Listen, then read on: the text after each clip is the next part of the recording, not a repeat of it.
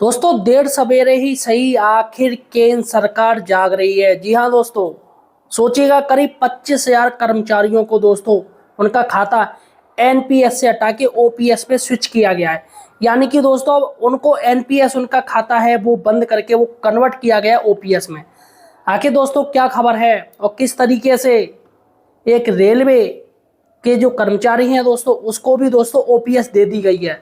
आखिर दो बड़ी खबरें हैं दोस्तों, और ये एक मील का पत्थर साबित होने जा रही हैं कि सरकार धीमे धीमे अब मानने लगी है कि कर्मचारियों को ओपीएस देना ही पड़ेगा। तो पूरी खबर दोस्तों आपको बताने जा रहे हैं कि आखिर कहाँ का मामला है। और 25,000 दोस्तों काफ़ी ज़्यादा दोस्तों कर्मचारी हैं। अतः साथियों, सही और सटीक जानकारी के लिए आप हमारे चैनल एम्प्लॉयड हेल्पर को सब्सक्राइब जरूर कीजिए।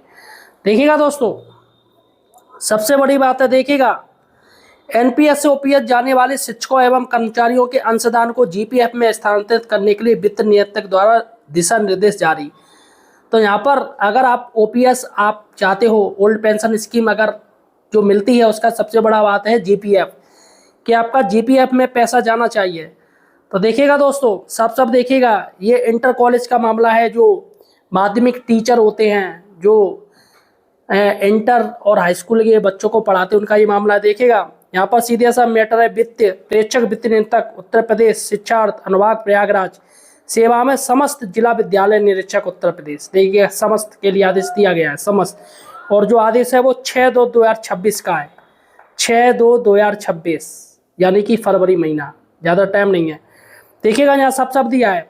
पत्रांक एनपीएस टू ओपीएस 1/3186। विषय देखिएगा, नई पेंशन योजना से आच्छादित शिक्षक शिक्षणेतर कर्मचारियों जिन्हें पुरानी पेंशन योजना से आच्छादित किया गया है के प्रकरण निस्तारित किए जाने के संबंध में दिशा निर्देश।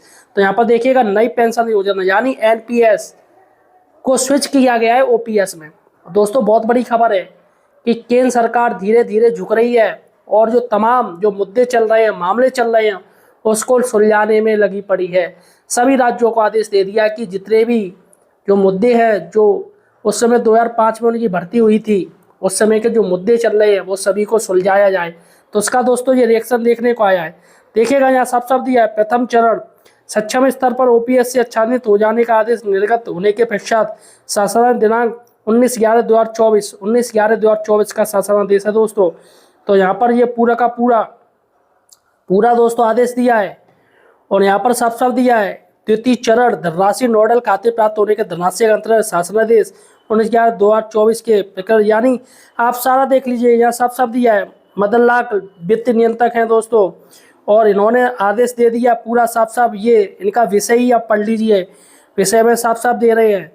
और सबसे बड़ी बात है दोस्तों कि बहुत बड़ी बात है कि आखिर सरकार मान रही है और कर्मचारियों की जो ताकत है दोस्तों वो कर्मचारी दिखा रहे हैं।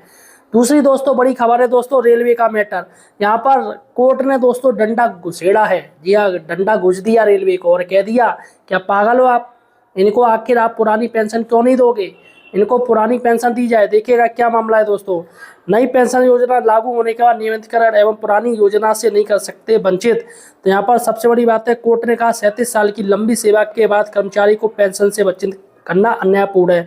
तो 37 साल की सेवा हो गई थी दोस्तों। और यहाँ पर रेलवे की जो दलील है वो क्या कह रहे हैं, रेलवे के अधिवक्ता ने दलील दी कि चूंकि समीम का नियमितीकरण 2007 में हुआ है, जब नई पेंशन योजना लागू हो चुकी थी, ऐसे में पुरानी पेंशन के लिए हकदार नहीं है।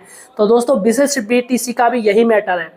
विशिष्ट बीटीसी का नोटिफिकेशन पहले आया है और केंद्र सरकार ने कह भी दिया है कि हम विशिष्ट बीटीसी के जितने भी बैच हैं सभी को हम पुरानी पेंशन देंगे। यहाँ पर दोस्तों यही मामला है कि इनका जो समीम है रेलवे में, इनका नोटिफिकेशन, इन्होंने फॉर्म सब कुछ डाल दिया, सब कुछ हो गया, लेकिन इनको जो ज्वाइनिंग दी गई 2007 में जब एनपीएस शुरू हो गई थी दोस्तों, यहाँ पर ये बात हो रही है।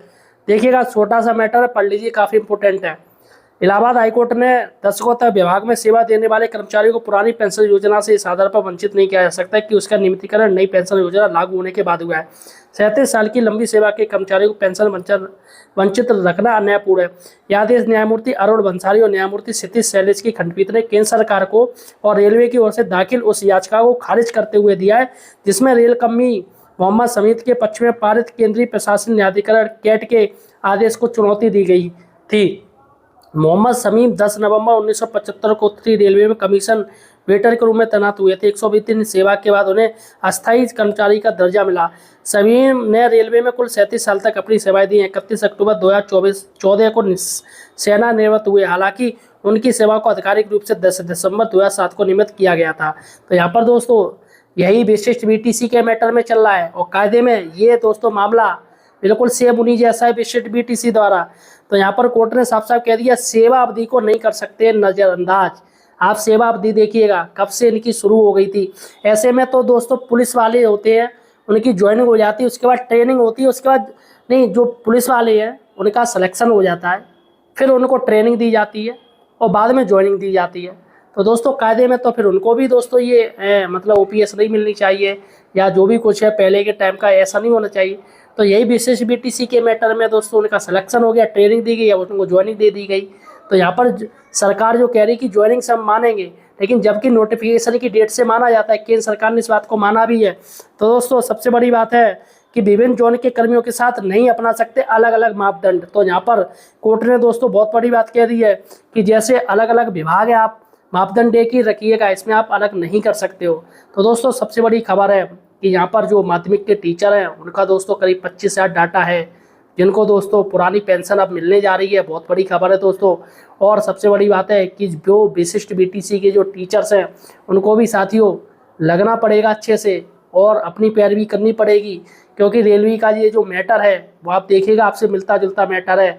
तो यहाँ पर रेलवे कर्मचारी को अगर पुरानी पेंशन मिलने जा रही है तो विशिष्ट बीटीसी के टीचर्स को क्यों नहीं मिलेगी। सबसे बड़ी बात है क्योंकि अगर उनका नोटिफिकेशन 2005 से पहले का है या 2005 का भी है तभी दोस्तों वो ओपीएस में आते हैं, लेकिन सरकार ये मानने के लिए तैयार नहीं है।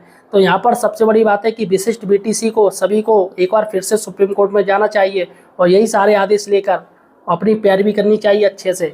तो दोस्तों यहाँ पर अब ये बात क्लियर हो गई है कि सरकार को एक ना एक दिन ओपीएस देनी ही पड़ेगी, क्योंकि उनके पास कोई विकल्प नहीं है।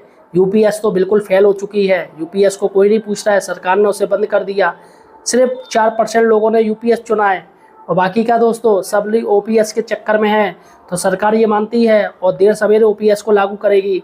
तो साथियों आप मेरे साथ एक बात जरूर दोहराइएगा, OPS OPS we want OPS. मैं कहूँगा वी वांट, आप कहोगे ओपीएस। कमेंट सेक्शन में लिखिएगा OPS, we want OPS, we want OPS, we want OPS. कर्मचारियों को ओपीएस मिलेगी और सरकार को लागू करना पड़ेगा दोस्तों।